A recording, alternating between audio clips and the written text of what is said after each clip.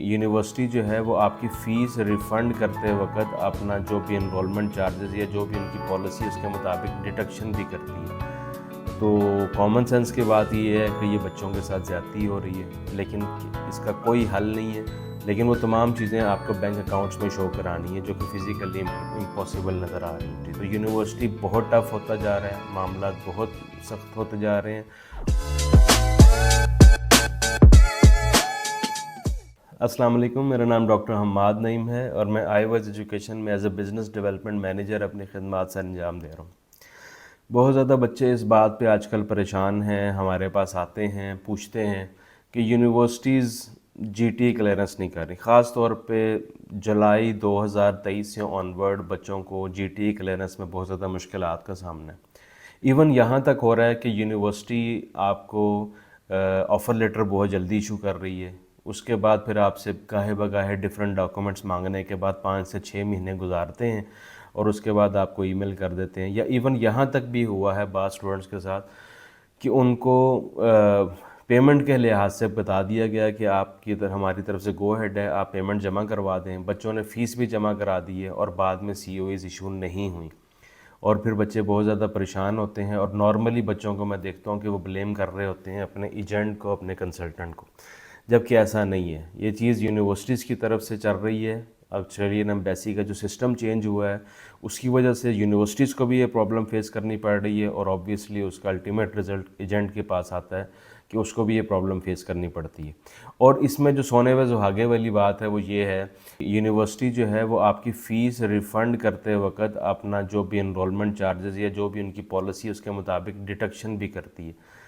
تو common sense کی بات یہ ہے کہ یہ بچوں کے ساتھ زیادتی ہو رہی ہے، لیکن اس کا کوئی حل نہیں ہے. اور میرا ذاتی مشورہ آپ لوگوں کو یہ ہے کہ جب تک معاملات کلیئر نہیں ہوتے، چیزیں واضح نہیں ہوتی، تب تک یونیورسٹیز میں اپلائی کرنے سے، خاص طور پہ وہ بچے جن کے فائنینشیلز بہت ویک ہیں.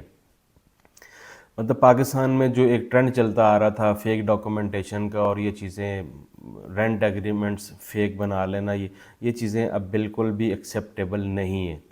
ایون کہ کئی باتیں ایسی ہیں کہ جو فزیکلی امپلیمنٹ نہیں ہے، پاکستان میں اس کا ٹرینڈ بھی نہیں ہے، لیکن پھر بھی صورتحال ایسی ہے کہ ایمبیسی اور خاص طور پہ یونیورسٹیز ان چیزوں کو ڈینائی کر رہی ہیں، نہیں مان رہی.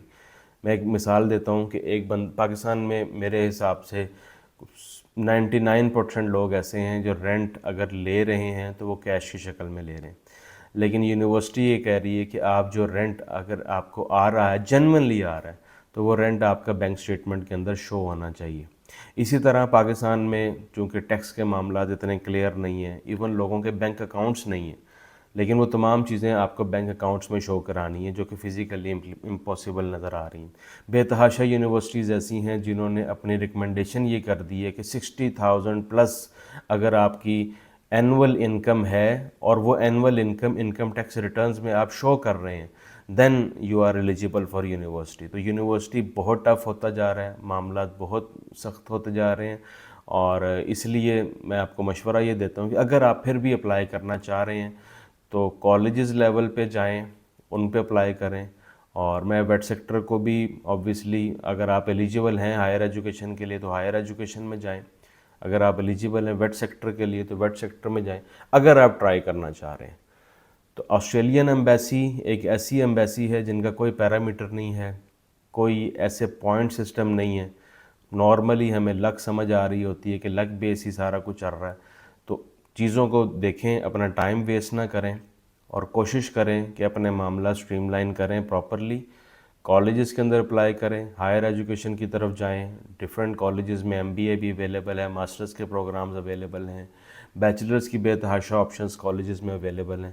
وہی آپشنز آپ کو یونیورسٹی میں بھی ملتی ہیں، لیکن جی ٹی کلیئرنس کے معاملات بہت زیادہ مشکل ہیں. فالو فار مور. اللہ حافظ.